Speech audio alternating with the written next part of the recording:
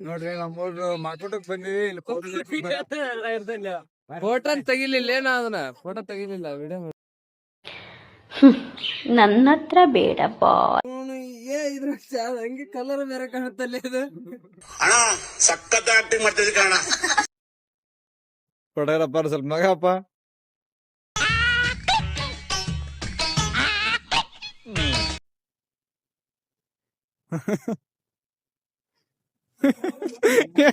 ಏನೇನ್ ಮಾಡ ಅಂತ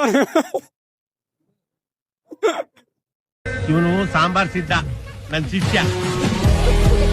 ಸುರ ಸುಂದರ ಯಾರು ಇವನು? ಇವನೇ ಸುಂದರ ಜಿಗ್ಜ ಸುರ ಸುಂದರ ಏಕಸ್ತೆ ಮಾಪ್ಲೋ.